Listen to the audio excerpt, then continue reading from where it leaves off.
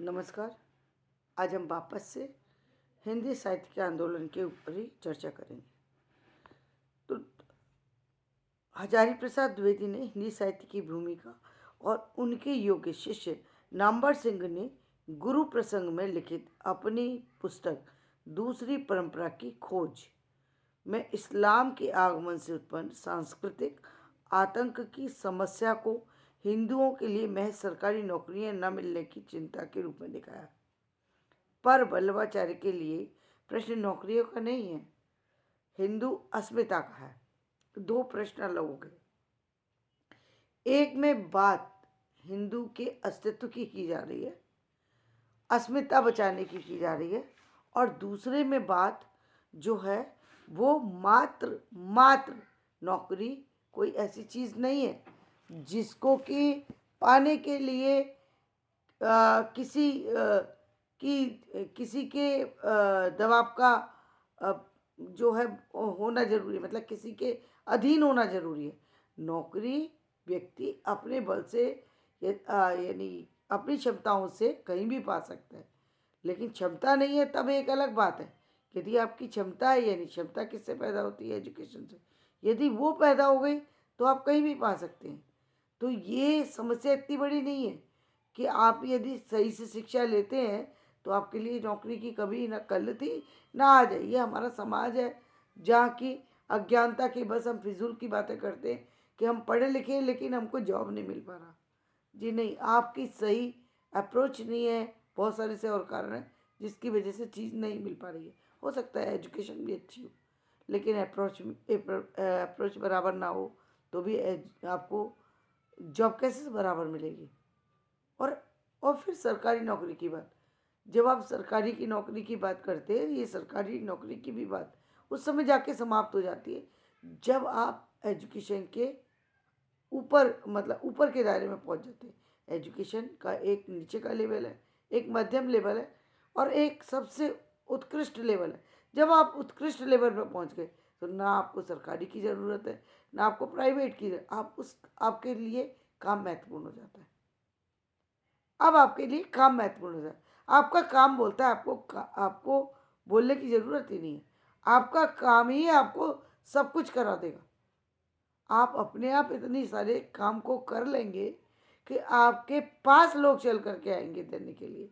आप नहीं चल करके जाएंगे नौकरी लेने के लिए, क्योंकि आपकी योग्यता बोलती है। जनरली एजुकेशन के स्तर में इन तीनों से भी नीचा दायरा था, यानी चौथा जो दायरे में हम एजुकेशन ले रहे थे, अब हम एजुकेशन के पहले पायदान पर पहुँचे। अभी हम एजुकेशन के पहले पायदान पे, दो पायदान हमें ऊपर जाना है, तब हम जाकर के वहाँ पर अपने जीवन के लेवल को आगे की तरफ लेकर के जाएंगे। जब हम आगे की तरफ लेके जाते तो बदलाव है। तो यहाँ पर हमारी वही है कि जो दोनों में फर्क ये था, जो हजारी प्रसाद द्विवेदी ने कहा और जो नामवर सिंह ने बात रखी, वो मात्र सरकारी सर्विस के विषय में से संबंधित एजुकेशन की बात है। जो बात वल्लभाचार्य जी ने उठाई थी वो पूरे समाज के लिए बात थी और वो अस्तित्व बचाने की बात थी, अस्मिता की बात थी। इसी प्रश्न को आधुनिक काल में सूर्यकांत त्रिपाठी निराला ने तुलसीदास शीर्षक काव्य में उठाया है। भारत के नव का प्रभावपूर्ण शीतल सांस्कृतिक सूर्य, अर्थात भारत का सांस्कृतिक सूर्य मंद पड़ गया है तथा इस्लाम के चंद्रमा की चांदनी फैल रही है। निराला ने मुगलों पठानों के आक्रमण को वर्षा के रूप में बांधा है। मोगल दल बल के जय दयान, दर्पित पद उन्मद नद पठान, है बहा रहे दिग्देश ज्ञान, शर खर तर छाया ऊपर घन अंधकार, टूटता वज्र वह दुर्निवार, नीचे प्लावन की प्रलयदार ध्वनि हर हर हर। तो यहाँ पर निराला जी ने जो है वो उसी जो समस्या थी उसको, सांस्कृतिक समस्या जो थी उसको रखा है। तुलसीदास ने जिस समस्या को रखा था उसी को जो है एक नवीन रूप में रखने की कोशिश की कि उस समय जो है व्यक्तियों के साथ में जीवन किस तरीके का चल रहा था। जायसी ने भी खुले मन से पद्मावत में हिंदू तुर्क युद्ध का वर्णन किया है। निराला ने वैसे ही कहा है, शासन करते हैं मुसलमान। वल्लभ ने म्लेच्छाक्रांतिषु देशेषु पापेक नील पापेक नील पेशिश कहा है। वास्तव में यह हिंदू अस्मिता के लिए संकट का समय था। यानी जो भक्ति काल का समय था वो हिंदू अस्मिता के लिए बहुत प्रश्न का, जहाँ पर हिंदू अपने अपने परिवार को नहीं बचा पा रहे थे, अपने लोगों को नहीं बचा रहे थे, आर्थिक स्थितियों का सामना कर रहे थे, सामाजिक दबाव में अपना जीवन यापन कर रहे थे, वो एक राजनीतिक दबाव में अपना जीवन यापन कर रहे थे, वो एक अलग स्थिति थी। दूसरी परंपरा की खोज में नामवर सिंह ने रामस्वरूप चतुर्वेदी जी के मत का विरोध करते हुए लिखा है कि ये सही है कि स्तोत्र के इन श्लोकों में एक जगह देश के म्लेच्छाक्रांत होने का उल्लेख है। यदि म्लेच्छ को मुसलमानों का वाचक मान भी लिया जाए तो ये कहाँ सिद्ध होता है कि गंगादि तीर्थों के भ्रष्ट होने, वेदों के अर्थ के तिरोहित होने, व्रताधिक सभी कर्मों के नष्ट होने, पाखंड, पाप, अज्ञान आदि के बढ़ने के लिए म्लेच्छ ही जिम्मेदार है। तो देखिए यहाँ पर मैं नामवर सिंह जी की इस बात को का खंडन करते हुए कहूँगी कि नामवर सिंह जी ने यहाँ पर बहुत गलत बात रखी है। क्यों? क्योंकि नामवर सिंह जी कह रहे हैं कि म्लेच्छों का संबंध कहाँ है इसमें।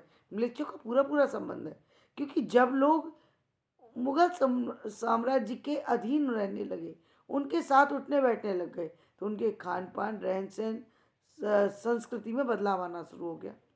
जब बदलाव आता है तो बहुत सारी चीज़ें, जिन चीज़ों में देखिए मैंने आपको कई बार कहा है, जब व्यक्ति अच्छे व्यक्तियों के बीच में बैठता है तो उस तरह की बातों को सीखता है। जब व्यक्ति ऐसे व्यक्तियों के बीच में बैठने लगता है जहाँ धर्म से हटकर की बात हो रही है, या फिर हम ये कहेंगे कि धर्म के वास्तविक स्वरूप से जब बदल करके हम सांप्रदायिकता में बढ़ जाते हैं, जब हम सामाजिक स्थितियों में बढ़ जाते हैं, छोटे छोटे दायरों में बढ़ जाते हैं, तब हमारा जो सांस्कृतिक, जो सामाजिक उत्थान होना चाहिए, वो उत्थान कहीं ना कहीं एक तरीके से नीचे गिरने लग जाता है। जो उन्होंने कही कि वेदों का अर्थ तिरोहित होने लगा तो नेचुरल होने लगेगा। जब अब वो वेदों को छोड़ करके, संस्कृति को छोड़कर, वेद की संस्कृति को छोड़ करके उस संस्कृति को अपना रहे थे, उस समाज की बातों को सुन रहे थे, जिस समाज के लोगों की सोच बहुत विकसित नहीं है, बहुत विकसित नहीं है, क्योंकि उन्होंने उससे उनके ज्ञान को कुछ इस तरीके से हमारे हिंदू समाज के ज्ञान को जब हम बताते, तो हम कभी ये नहीं कहते कि सिर्फ आप हमारी ही पुस्तकों का अध्ययन कीजिए, हमारे ही भगवान भी सबसे श्रेष्ठ हैं, दूसरे के किसी के नहीं। हमें इस तरीके से कोई बंधन नहीं लगाते, या हम ये नहीं कहते कि ये देवता को मत मानो, इनको मत मानो, हम नहीं कहते। हमारी गीता कहती है कि आप व्यक्ति जिस जिस रूप से भगवान को भजता है वो उस रूप में मैं उसे प्राप्त होता हूँ।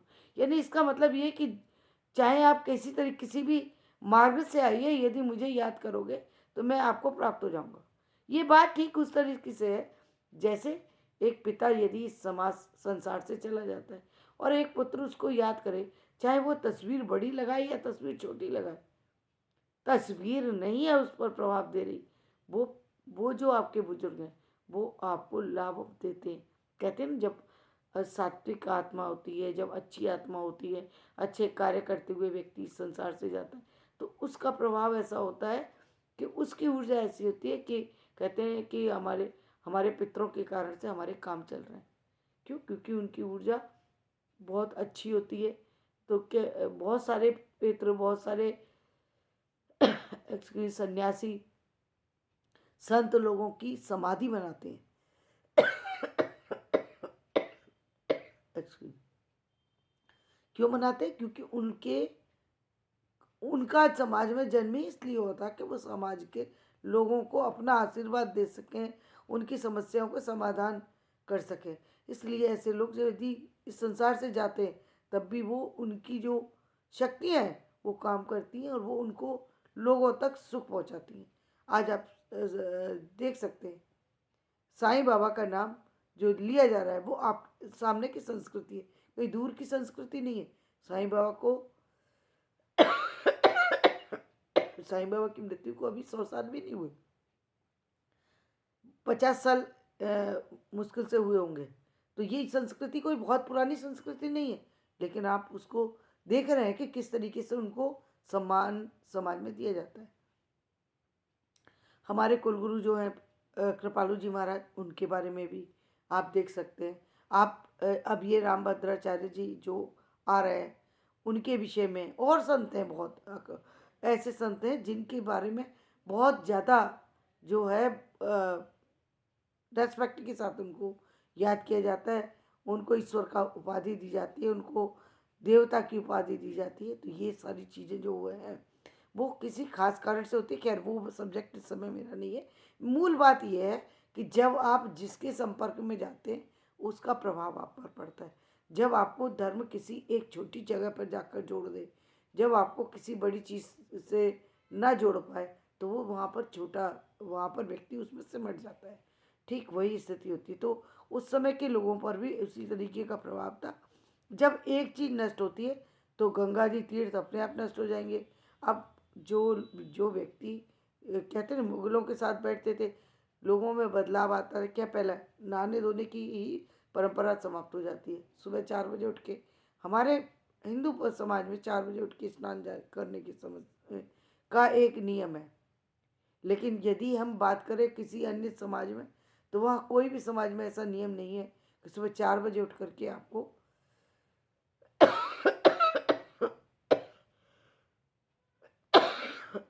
एक्सक्यूज मी, स्नान ध्यान की परंपरा पर आपको स्नान ध्यान पर ध्यान देने की ज़रूरत है या अन्य चीज़ों पर। ये एक विस्तृत विषय है, मैं इसको यहाँ पर समाप्त करती हूँ।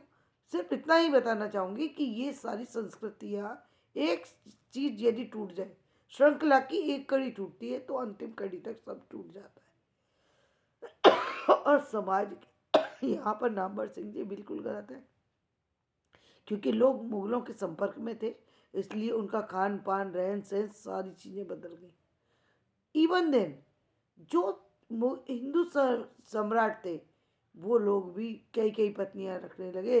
समाज के काफ़ी सारे लोग कई पत्नियां रखने का चलन समाज में आ गया। ये क्यों आया? जो भी आर्थिक रूप से संपन्न था वो दो दो चार चार पत्नी रख रहा था। वो क्यों? क्योंकि समाज की सभ्यता का प्रभाव, समाज के लोगों का प्रभाव व्यक्ति विशेष पर पड़ता है। समाज तो बहुत बड़ी बात हो गई।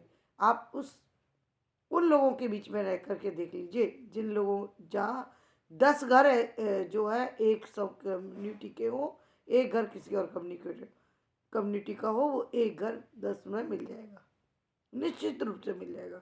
चाहे वो कम्युनिटी हिंदू की हो, चाहे वो कम्युनिटी मुसलमान की हो, चाहे वो कम्युनिटी क्रिश्चियन की हो, वो चाहे कम्युनिटी बौद्ध की हो, वो एक घर एक दिन निश्चित रूप से उस संस्कृति में मिल जाएगा।